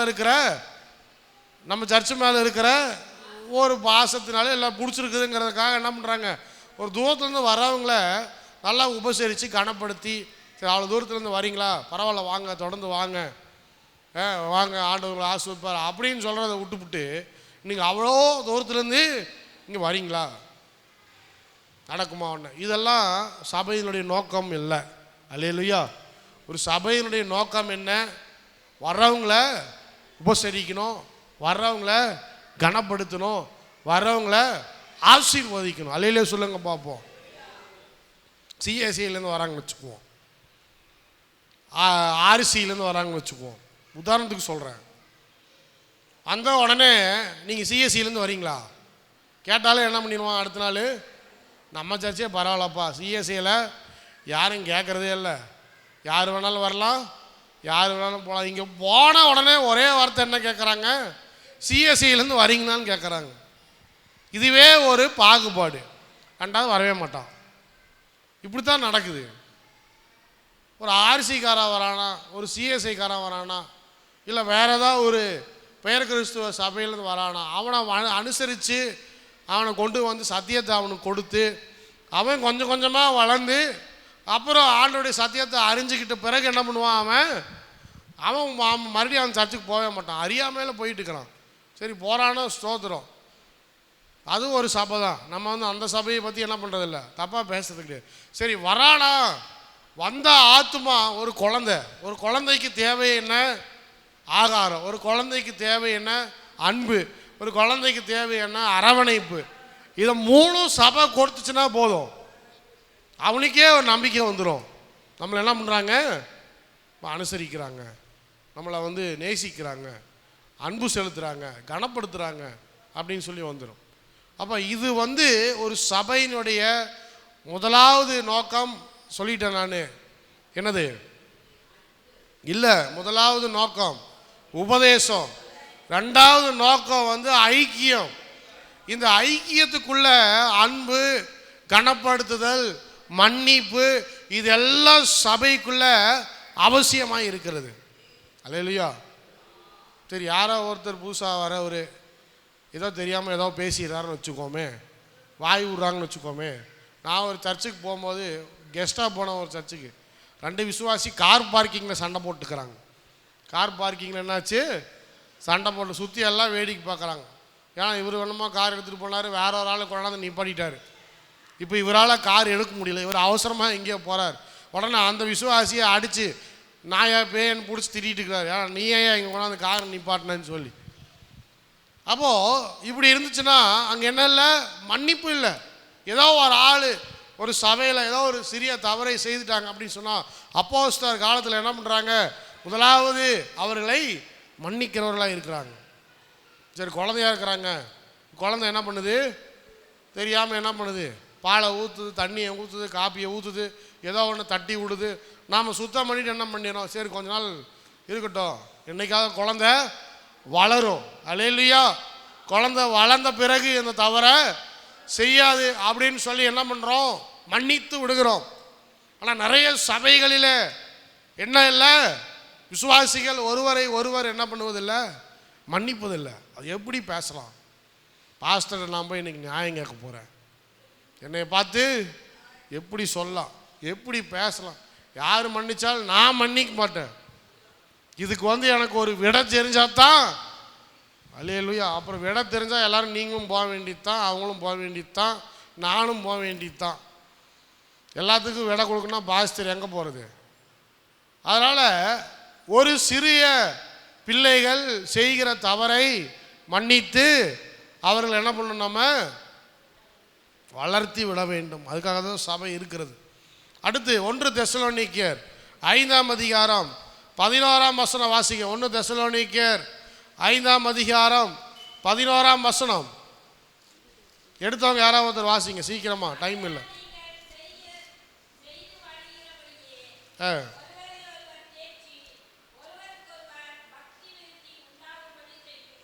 ஒருவரை ஒருவர் தேற்றி ஒருவருக்கு ஒருவர் பக்தி விருத்தி உண்டாகும்படி செய்யுங்கள். அல்லேலூயா. ஐக்கியத்தை கர்த்தர் ஏன் ஏற்படுத்தியிருக்கிறான்னு சொன்னால், நம்ம அந்த ஐக்கியத்துக்கு போகும்போது நமக்கு பக்தி விருத்தி உண்டாகிறது. இன்றைக்கி நான் டவுனாக இருக்கேன். ஒரு சிலர் பாருங்கள், வாழ்க்கையில் ரொம்ப அடிபட்டு நொந்து போய் ரொம்ப பிரச்சனைக்குள்ளே எல்லாத்தையும் இழந்து போய் நமக்கு என்னடா இது, இப்படி ஒரு வாழ்க்கை, ஒரு நரக வாழ்க்கையில் நம்ம வாழ்ந்துட்டு இருக்கிறோமே அப்படின்னு சொல்லி சபைக்குள்ளே வரான். சபைக்குள்ளே வந்த பிறகு இன்னைக்கு ஆராதனை அட்டன் பண்ண பிறகு அவனுக்கு அந்த எண்ணமெல்லாம் மாறணும். அல்லேலூயா சொல்லுங்க பார்ப்போம். அல்லேலூயா. இப்போ என்ன உண்டாகணும்? இந்த ஐக்கியத்துக்குள்ளே வரும்போது, நம்மளோட ஐக்கியப்படும்போது அவனுக்குள்ள ஒரு பக்தி விருத்தி உண்டாகணும். ஏற்கனவே பிரச்சனைகள் இருக்கிறான், அவனை போய் உட்காந்துட்டு அவன் பிரச்சனை என்னன்னு சொல்லு. நம்ம ஆட்கள் பண்ணுறது என்ன பண்ணுறது? நான் காமனை தான் சொல்கிறேன். இப்படிலாம் சொல்கிறதுக்கே பயமாக இருக்குது. பாஸ்டர் நம்மளை தான் சொல்கிறாரான்னு எடுத்துக்கிறது. ஒருத்தன் பிரச்சனையோடு வரான்னு வச்சுக்கோமே, அவனை உட்கார வச்சுட்டு என்னப்பா பிரச்சனை, அவனுக்கே 1000 பிரச்சனை இருக்குது. நம்ம பிரச்சனையே நோண்டிக்கிட்டு இருந்தோன்னு சொன்னால் அவன் என்ன சொல்லுவான்? நானே நொந்து போய் தான் வந்திருக்கிறேன், நீ வேற திரும்ப திரும்ப ஞாபகப்படுத்திக்கிட்டு அடுத்த நாள் வரவே மாட்டான். ஒரு ப்ரேயர் அப்படின்னு சொல்லி கூடுறோன்னு வச்சுக்கோமே, நான் சொல்லித்தரேன், இதெல்லாம் நம்ம தெரிஞ்சுக்கணும். ஒரு ப்ரேயர் அப்படின்னு சொல்லி கூடுறோன்னு சொன்னால் எல்லாருக்கும் பிரச்சனை இருக்குது, எல்லாருக்கும் குடும்பத்தில் பிரச்சனை இருக்குது, எல்லாத்துக்கும் குடும்பத்தில் என்ன இருக்குது? சண்டை இருக்குது. யாருமே ஒவ்வொருத்தரும் ஒவ்வொரு மாதிரி நான் சொல்கிறேன். ஆனால் சேரும்போது எல்லோரும் சேர்ந்துக்குவாங்க. அப்படி தான் ஆண்டவர் நம்மளை வச்சுக்கிறாரு. இன்றைக்கி அடிச்சுக்குவாங்க, நாளைக்கு எல்லாரும் சேர்ந்துக்குவாங்க. அதனால் உட்காந்து பஞ்சாயத்து பண்ணுறதை விட்டுட்டு என்ன பண்ணணும்? சரி, உன் பிரச்சனை இருக்குதுப்பா, உன் பிரச்சனையை நீயே வச்சுக்க, நீ என்னமோ உன் பிரச்சனையை ஆண்டவர்கிட்ட சொல்லு. எங்ககிட்ட கேட்குறதுனால நாங்கள் என்ன அதை நம்ம போய் அதை ஒன்றும் மாற்ற முடியாது, யாராலையும் போய் மாற்ற முடியாது. ஏசு கிறிஸ்து தான் மாற்ற. நீங்கள் என்ன ஏசு கிறிஸ்துவா? நான் கேட்குறேன், உங்களை ஏசு கிறிஸ்து உங்களை என்ன நியாயாதிபதியாக வச்சுருக்கிறாரா? நியாயம் விசாரிக்கிறதுக்கு இஸ்ரவேலில் நியாயாதிபதிகளை ஏற்படுத்துகிற மாதிரி சர்ச்சில் ஒவ்வொரு நியாயாதிபதியாக வச்சுருக்கிறார். நியாயாதிபதிகள் காலம்லாம் போயிடுச்சு, ராஜாக்கள் காலமும் போயிடுச்சு, எல்லாம் விழுந்து போயிட்டான். ராஜாவாலேயே பிரச்சனையை தீர்க்க முடியல, நீங்கள் தீர்க்க போகிறீங்களா? மோடியாலே தீர்க்க முடியல இந்தியாவுடைய பிரச்சனையை. அங்கேயும் சுற்றிட்டு ஒரு நாள் அமெரிக்காவில் இருக்கிறான், ஒரு நாள் ரஷ்யாவுக்கு போகிறான். பார்க்குறவங்க கேட்டுக்கலாம், ஏன்டா ஏதாவது ஒரு இடத்துல இருக்கிறான்னு. அவனுக்கே பிரச்சனை. இப்போ நம்ம ஆட்கள் உட்காந்துக்கு நான் உன் பிரச்சனையை தீர்க்க போகிறேன். அப்போது யாருடைய பிரச்சனையும் கேட்குறதுக்கு நாம் அழைக்கப்படலை. What is the motive of fellowship அப்படின்னு சொன்னால், ஒரு ஃபெல்லோஷிப்புக்குள்ளே வரும்போது ஒரு மனுஷன் கஷ்டத்தோடு பாரத்தோடு வேதனையோடு வரும்போது, நான் இன்றைக்கு என்னுடைய பக்தி இந்த ஃபெல்லோஷிப்புக்கு வந்த பிறகு, இந்த ப்ரேயருக்கு வந்த பிறகு கர்த்தர் என் பக்தியை என்ன பண்ண சொன்னார்? விருத்தி அடைய வைத்திருக்கிறார். எனக்காக ஜெபம் பண்ணாங்க, எனக்காக அவங்க பரிந்து பேசினாங்க, என்னை நேசித்தாங்க, எனக்கு எல்லாம் மாறிடும்னு சொல்லி ஆலோசனைகளை கொடுத்தாங்க. ஆலோசனை கொடுக்கறது எப்படி கொடுக்கணும்? பாசிட்டிவாக தான் கொடுக்கணும். நீ போய் உன் பொண்டாட்டி டைவர்ஸ் பண்ணிடு, உன் பிள்ளைய கொண்டு போய் ஹாஸ்டலில் சேர்த்திடு. யார்? நம்ம ஆட்கள் கொடுக்குற ஆலோசனை. எப்படி? பொண்டாட்டி சண்டை போட்டுருந்தா பொண்டாட்டி டைவர்ஸ் பண்ணிடு, பிள்ளைங்க மதிக்கலைன்னா பிள்ளைங்களை கொண்டு போய் ஹாஸ்டலில் சேர்த்திடு, நீ நிம்மதியாயிரு. வேத புஸ்தகத்துக்கு இதுக்கு சம்மந்தமே கிடையாது. வீட்டை மாற்றிடு, அவங்கள ஓட்டி விட்டுரு, இவங்கள ஓட்டி விட்டுரு. இதுதான் நம்ம கொடுக்குற ஆலோசனை, சூப்பரான ஆலோசனை. இதில் எங்கேயாவது பக்தி விருத்தி உண்டாகுமா? இல்லை. அப்போ ஒரு சபையில் ஐக்கியத்தினுடைய நோக்கம், ஏன் ஐக்கியத்துக்கு யாருமே வர்றதில்லை அப்படின்னு சொன்னால், இந்த ஐக்கியத்துக்கு போனால் எனக்கு பக்தி விருத்தி உண்டாகுதோ இல்லையோ, என் குடும்ப மேட்டர்லாம் என்ன ஆகுது? எல்லாருக்கும் போதுப்பா சாமி, அதனால் அந்த ஐக்கியத்துக்கு நான் என்ன பண்ண மாட்டேன், போகவே மாட்டேன். ரொம்ப கான்ஃபிடென்ஷியலாக இருக்கணும். ஏன்னு சொன்னால், யாருக்குமே அவங்க குடும்பத்தினுடைய ரகசியங்கள் எல்லாம், அவங்க குடும்பத்தில் இருக்கிற பிரச்சனைகள் எல்லாம் அடுத்தவங்க பேசுகிறது யாருக்குமே பிடிக்காது. எனக்கும் கூட பிடிக்காது, யாருக்குமே பிடிக்காது. அப்போ பிடிக்காத நேரத்தில் நாம் என்ன பண்ணக்கூடாது? உட்கார்ந்து அவங்களுடைய பிரச்சனைகளையும் அவங்களுடைய சண்டைகளையும் அவங்க என்ன பேசுனாங்க, எப்படி சண்டை போட்டாங்க, இதெல்லாம் தோண்டிட்டு இருக்கக்கூடாது. அதுக்காக நாம் அழைக்கப்படலை. எதுக்காக அழைக்கப்பட்டிருக்கோம்? அவளுக்காக ஜெபிப்பதற்காக தான் அழைக்கப்பட்டிருக்கிறோம். அல்லேலூயா. அப்போ ஒரு ஐக்கியம் என்று சொல்லி வரும்போது பக்தி விருத்தி உண்டாகிற காரியங்களை மட்டுமே நாம் என்ன பண்ணணும்? நாம் பேசணும். ஒரு சிலர் எனக்கு சொல்ல விருப்பம் இல்லை அப்படின்னு சொன்னாங்கன்னா அதை ரெஸ்பெக்ட் பண்ணணும். முதலாவது என்ன பிரச்சனை இல்லைங்க, அது வேணாங்க, விட்டுருங்க. நான் ஒரு பாஸ்டர், என்கிட்ட நிறைய பேர் வந்து ஒரு சில காரியங்கள்லாம் என்கிட்ட சொல்ல மாட்டாங்க. நான் உக்காந்துக்கிட்டு இல்லைங்க நீங்கள் என்கிட்ட எல்லாத்தையும் சொல்லி தான் ஆகணும், அப்போ தான் நான் அவங்களுக்காக ஜெபம் பண்ண முடியும், அப்படி சொல்கிறது கிடையாது. நான் விருப்பம் இருந்தால் சொல்லுங்கள், விருப்பம் இல்லையா பரவாயில்ல, நான் உங்களுக்காக ஜெபம் பண்ணுறேன். உங்களுக்குள்ளே என்ன நடக்குது, என்ன பிரச்சனை ஓடிட்டு இருக்குது, என்ன கஷ்டம் உண்டாயிருக்குது, இதெல்லாம் ஆண்டவருக்கு தெரியும். எனக்கு தெரியுதோ இல்லையோ, யாருக்கு தெரியும்? ஆண்டவருக்கு தெரியும். நீ என்கிட்ட சொல்லணும் கூட அவசியம் இல்லை. நீ உட்காந்து என்னோட சேர்ந்து ஜெபம் பண்ணு, அதுவே போதும். அல்லேலூயா. உட்கார்ந்து என்னோட சேர்ந்து ஜெபம் பண்ண, அதுவே போதும். ஜெபத்தினால் சாதிக்க முடியாத காரியம் இந்த உலகத்தில் ஒன்றுமே இல்லை. 1 யோவான் 3:11 வாசிங்க. ஏன் கர்த்தர் ஐக்கியத்தை ஏற்படுத்தினார்? 1 யோவான் எடுத்தவங்க வேகமாக வாசிங்க. 3:11. நாம் ஒருவரில் ஒருவர் அன்பு கூற வேண்டும் என்பதே நீங்கள் ஆதி முதல் கேள்விப்பட்ட விசேஷமாய் இருக்கிறது. நாம் ஒருவரில் ஒருவர் என்ன பண்ணணுமா? அன்பு கூறுகிறவர்களாக இருக்க வேண்டும். ஒருவரில் ஒருவர் அன்பு கூறுகிறவர்களாக இருக்க வேண்டும். அன்பு கூறுகிறதுன்னா என்ன? எப்படி கிறிஸ்து அன்பு கூர்ந்தார்? அடிக்க வந்தவன் காதை ஓட்டினாரு, வெட்ட வந்தவன் காதை ஓட்டினாரு. எப்படி அன்பு கூர்ந்தார்? சிலுவையில் என்ன பண்ணார்? பாவியை மன்னிச்சார். அவருடைய அன்புக்கு அளவே இல்லை பாருங்க, அன்லிமிட்டட். அந்த அன்பை என்ன பண்ண முடியாது, நம்ம யாருமே ஒரு டேக் அடிக்க முடியாது. இப்படி இருந்தால் தான் இவர் நேசிப்பார், இப்படி இருந்தால் தான் இவர் வந்து அன்பு கூறுவார் அப்படின்னு எங்கேயுமே இல்லை. அளவில்லாதது ஆண்டவருடைய அன்பு. நம்ம மேலே நம்ம எப்படி இருந்தோம் அப்பயே ஆண்டவர் நம்மளை நேசிச்சிருக்கிறார், நம்மளை அழைத்திருக்கிறார். நமக்கு இன்றைக்கு வரைக்கும் நமக்கு தகப்பனாக இருக்கிற நமக்கு உதவி செய்கிறார். இந்த அன்பை ருசித்த நாம சபையில் ஐக்கியம் என்று வரும்போது நம்ம எப்படி இருக்கணும்? ஒருவரோடு ஒருவர் இன்னும் அதிகமாய் அன்பு செலுத்துறவர்களாக இருக்க வேண்டும். ஒரு சிலரோட சுபாவம் அப்படித்தான் இருக்கும். ஒரு சிலர் என்ன பண்ணுறாங்க, திடீர்னு நல்லா தான் இருக்கிறாங்க, திடீர்னு கோவப்படுறாங்க. நம்ம உடனே என்ன பண்ணுறோம்? ஐயோ, அவங்க மேலே அன்பு செலுத்துறதை நம்ம என்ன பண்ணிடுறோம்? நிப்பாட்டிடுறோம். ஆனால் நம்ம அன்பு செலுத்த தான் அவங்கள என்ன பண்ண முடியும்? அந்த சுபாவத்திலிருந்து வெளியே கொண்டு வர முடியும். பழைய மாம்சீக சுபாவம் பைபிள் சொல்லுதில்ல, கிறிஸ்துவுக்குள் எல்லாரும் புது சிருஷ்டியாக மாறின பிறகும் பழைய காரியம் ஒரு சில சமயம் என்ன பண்ணுது, அப்பப்போ வந்து எட்டி பார்த்துட்டு தான் போகுது. என்னையா சோறு போடுறீங்க அப்படின்னு 4 பேர் என்ன பண்ணிடுவாங்க? தட்டை தூக்கி போட்டு போயிடுவாங்க. நல்ல வேலை இந்த வருஷம் யாரும் போகல, பீஸ் சரியாக போடல. ஒரு சில ஆட்களுக்கு பீஸ் போட்டாங்களாம், ஒரு சில ஆட்களுக்கு பீஸ் போடலையா. ஸ்தோத்திரம். அது எப்படின்னு தெரில. சொல்கிறாங்கன்னு வச்சுக்கோமே, பீஸ் சரியாக போடல, கிரேவி சரியாக போடல, ரசம் ஊற்றலை, கோச்சிக்கிறவங்க கோச்சிக்கிட்டு தான் இருப்பாங்க. ஏன்னு சொன்னால் அது பழைய சுபாவம் வருது. இப்போ நாலாம் சாப்பிடும்போது ஒன்றுமே கிடையாது. நான் எல்லாருக்கும் ஜெபம் பண்ணிவிட்டு அனுப்பி விட்டு எண்ணெய் காட்டிலும் சர்வ் பண்ணவங்க அதுக்கு மேலே. ஸ்தோத்திரம். வருஷம் அவங்களுக்கு சாப்பாடே கிடைக்க மாட்டேங்குது. யார்? சர்வ் பண்ணுறவங்களுக்கு. ஏன்னா அதுக்குள்ளே எல்லாம் டிஃபன் பாக்ஸ்லலாம் போட்டு போயிடுறாங்க.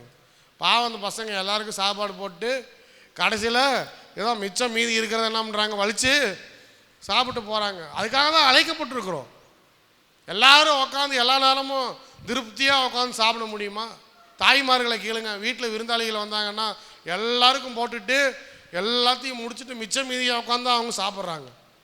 எந்த தாய்மார்களும் யாரும் என்ன பண்ணுறதில்ல, நீங்கள் முதல்ல உட்காந்து சாப்பிடுங்க, நாங்கள் உங்களுக்கு சர்வ் பண்ணுறோம் அப்படின்னு சொல்லி யாரும் போடுறதில்ல. நம்ம இந்திய பழக்கம் அப்படி. அதனால் எல்லாருக்கும் எல்லாமே கிடைக்குமா அந்த நாள் அப்படின்னா கஷ்டம்தான். ஒரு சிலர் கிடைக்குது, ஒரு சிலர் கிடைக்காம போகுது. ஆனால் கோச்சிக்கிறவங்கள நம்ம அன்பு செலுத்தி என்ன பண்ணோம்? மறுபடியும் என்ன பண்ணோம்? அவங்களுக்கு கோச்சிட்டு போகிறவங்கள அன்பு செலுத்தி, ஆமாம், அப்போ தான் அவங்க அந்த சுபாவத்திலிருந்து என்ன பண்ணுவாங்க? வெளியே வருவாங்க. ஏன்னா இது பழைய சுபாவம் என்ன பண்ணுது? அடிக்கடி எட்டி பார்க்குது. என்னடா இது, இப்படி பண்ணுறாங்க, அப்படி பண்ணுறாங்க, இது பண்ணுறாங்க, அப்படி பண்ணுறாங்க. ஒரு சில டைம் என்ன பண்ணுது, வெளியே வருது. எல்லாமே எல்லா நாளும் பர்ஃபெக்டாக நடக்கும் அப்படின்னு சொல்லவே முடியாது. எத்தனையோ பேர் பல லட்ச ரூபா போட்டு கல்யாணம் பண்ணுறாங்க. அந்த கல்யாணத்துலேயே ஒரு சில நேரம் என்ன ஆகுது, பாயாசம் இல்லாமல் தான் போகுது, லட்டு இல்லாமல் தான் போகுது. சர்வ் பண்ணுறவன் என்ன பண்ணிடுறான், ஏதோ ஒன்று லேட் பண்ணிடுறான், அமுக்கிடுறான். இதெல்லாம் நம்முடைய கண்ட்ரோலில் இல்லை, ஆண்டவருடைய கண்ட்ரோலில் இருக்குது.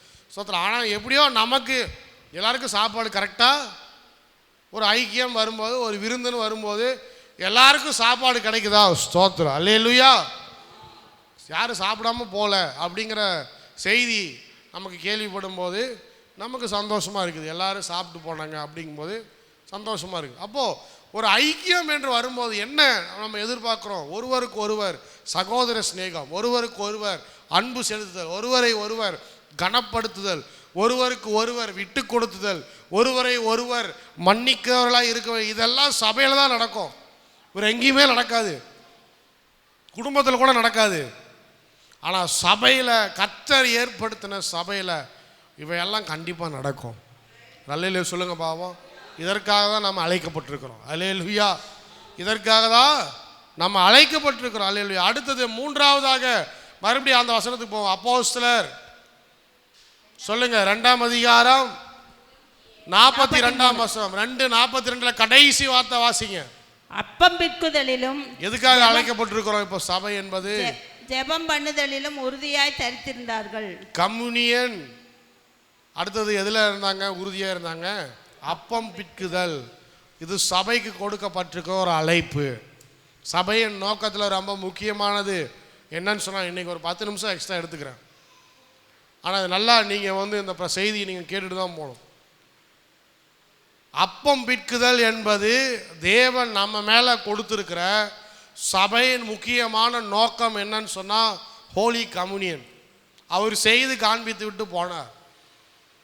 அதை அப்படியே விட்டுருக்கலாம். எங்கே விட்டுருக்கலாம்?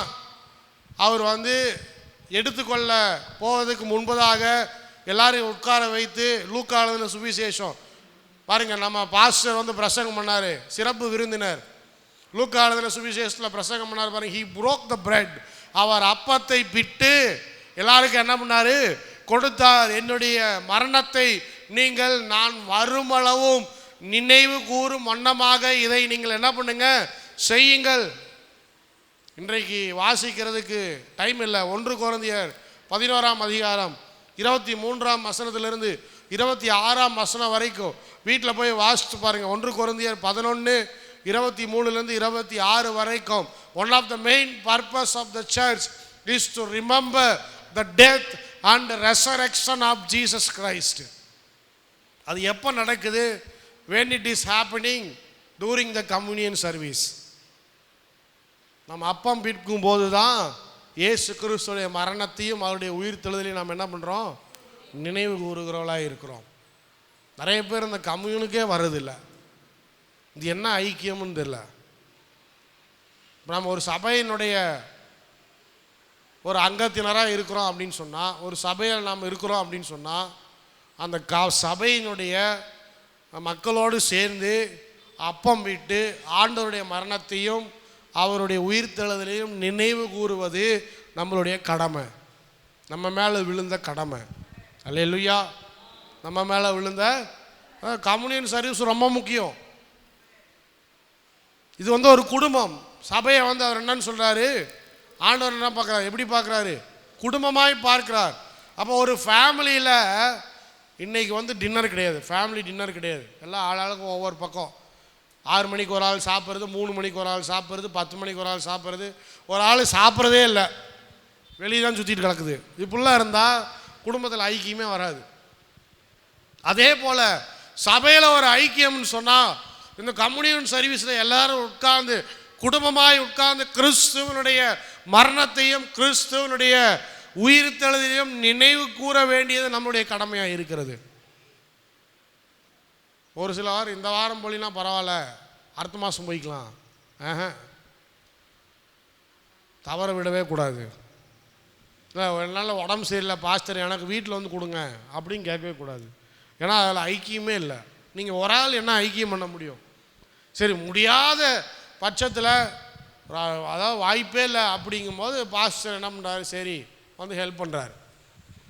ஆனால் இதுவே நிறைய பேருக்கு சாக்கா போச்சு. இப்போ கம்யூனின் போலினா என்ன பண்ணலாம், பாஸ்டர்ட்டு சொல்லி ரசத்தை எடுத்து வச்சுக்க சொல்லிடலாம், அப்பத்தை எடுத்து வைக்க சொல்லிடலாம், நம்ம போய் மறுபடியும் போய் தனியாக குடிச்சிக்கலாம். இது உபதேசமே கிடையாது. நம்ம தனியாக குடிக்கிறதுக்காக அழைக்கப்படலை.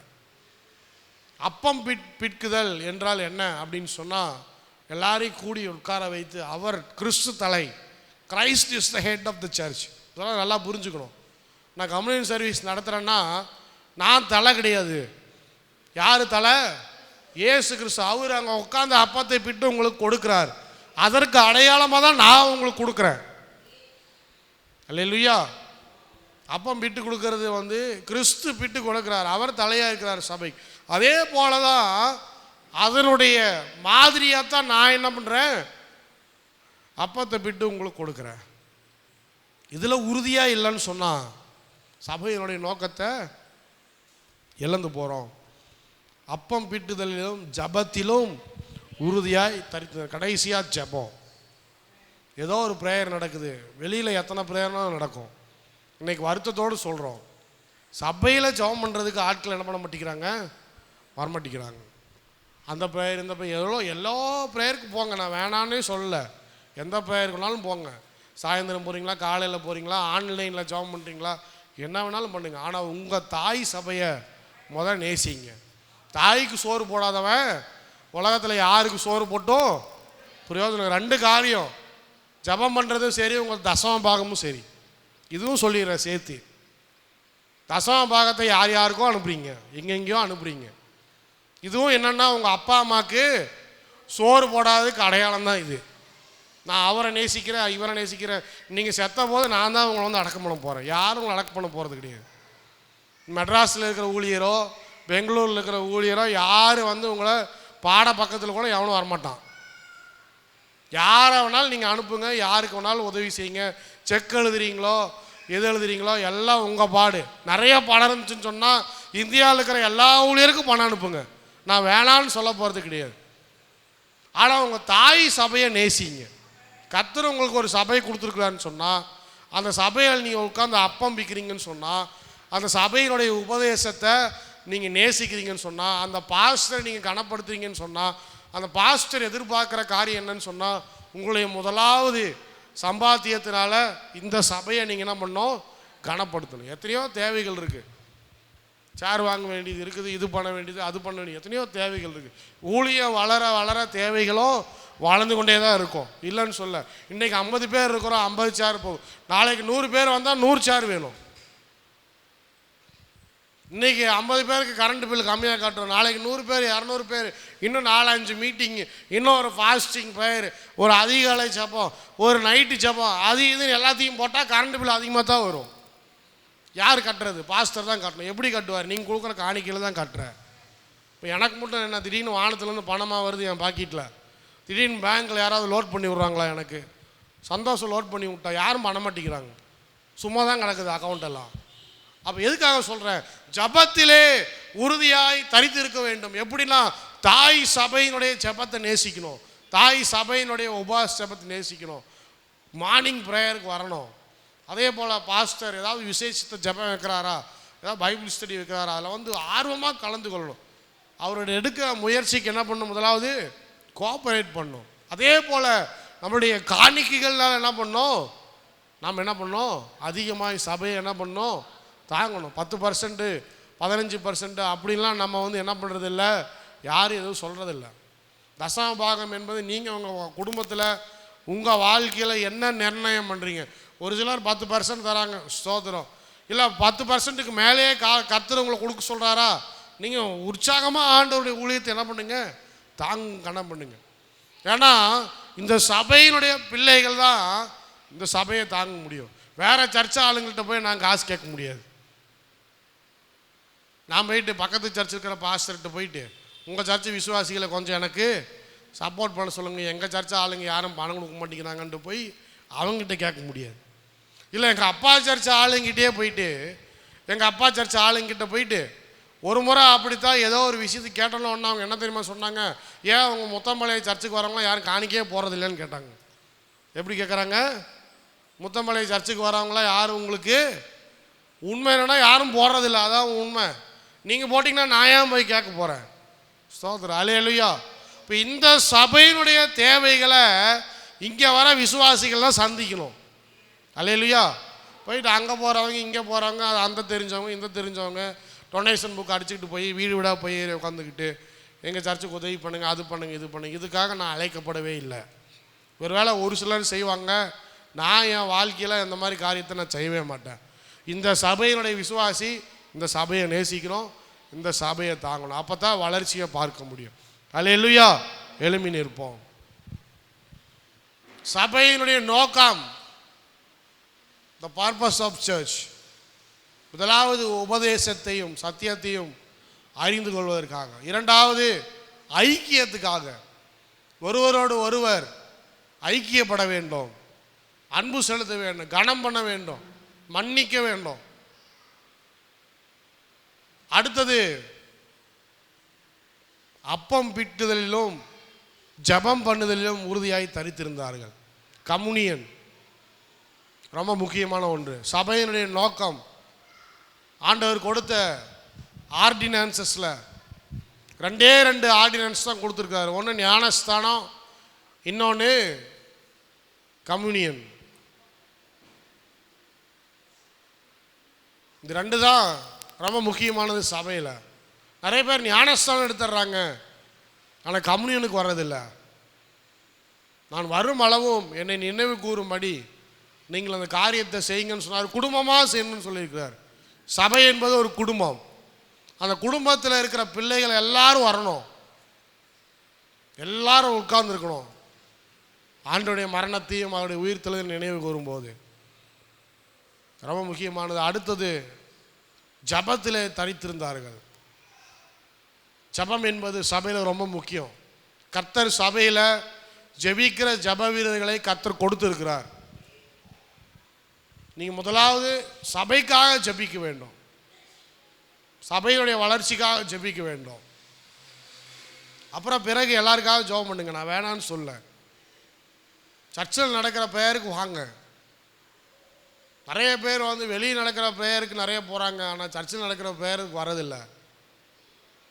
சபையில் இருக்கிற ஜபங்களில் கலந்து கொள்ளுங்க, கூட சேர்ந்து ஐக்கியத்தோடு சேர்ந்து ஜெபம் பண்ணுங்க. ஆண்டவர் பெரிய காரியங்களை உங்கள் வாழ்க்கையில் செய்வார்.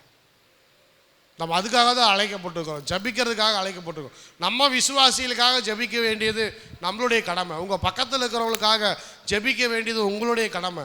வேறு சபையிலிருந்து இங்கே நம்மளுடைய பக்கத்தில் இருக்கிற நண்பருக்காகவோ சகோதரனுக்காகவும் சகோதரிக்காகவும் ஜபிக்க மாட்டாங்க.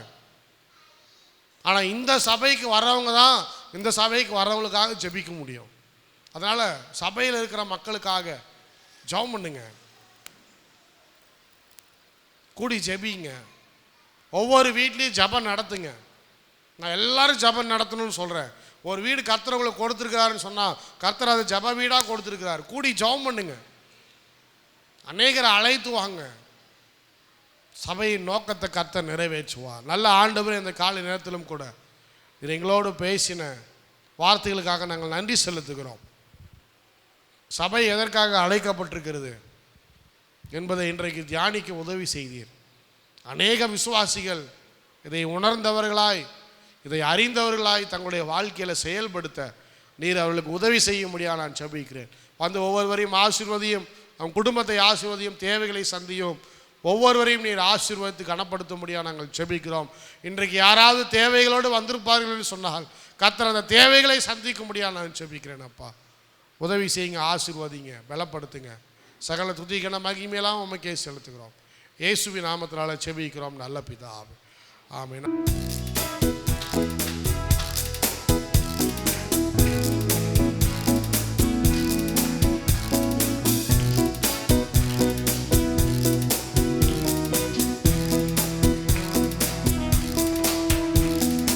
ஆனந்த களிப்புள்ள உதடுகளால் போற்றி புகழ்கிறேன். ஆனந்த களிப்புள்ள உதடுகளால் போற்றி புகழ்கிறேன். அறுசுவை உணவு உண்பது போல் திருப்தி அடைகிறேன். தினமும் துதிக்கிறேன். ஆனந்த களிப்புள்ள உதடுகளா போற்றி புகழ்கிறேன். எல்லாரும் சேர்ந்து ஆனந்த களிப்புள்ள உதடுகளா போற்றி புகழ்கிறேன். மேலானது உம் பேரன்பு உயிரிலும் மேலானது. மேலானது உம் பேரன்பு உயிரிலும் மேலானது. உதடுகள் உதடுகள் துதிக்கட்டும் உயிருள்ள நாளெல்லாம். உதடுகள் துதிக்கட்டும் உயிருள்ள நாளெல்லாம். உயிருள்ள நாளெல்லாம். ஆனந்த களிப்புள்ள உதடுகளா போற்றி புகழ்கிறேன். ஆனந்த களிப்புள்ள உதடுகளா போற்றி புகழ்கிறேன். தேவனே நீர் என் தேவன் தேடுவேன் ஆர்வமுடன். தேவனே நீர் என் தேவன் தேடுவேன் ஆர்வமுடன். மகிமை வாஞ்சிக்கிறேன் வல்லமை காண்கிறேன். மகிமை வாஞ்சிக்கிறேன் வல்லமை காண்கிறேன். வல்லமை காண்கிறேன். ஆனந்த களிப்புள்ள உதடுகளா போற்றி புகழ்கிறேன். ஆனந்த களிப்புள்ள உதடுகளா போற்றி புகழ்கிறேன். நீர்தானே என் துணையானே நிழலில் கலிகூறுவே. நீர்தானே என் துணையானீர் நிழலில் கலிகூறுவே. உறுதியாய் பற்றி கொண்டே வலக்கரம் தாங்குதையா. உறுதியாய் பற்றி கொண்டே உம்முடைய வலக்கரம் தாங்குதையா. வலக்கரம் தாங்குதையா. ஆனந்த களிப்புள்ள உதடுகளா போற்றி புகழ்கிறேன். ஆனந்த களிப்புள்ள உதடுகளா போற்றி புகழ்கிறேன்.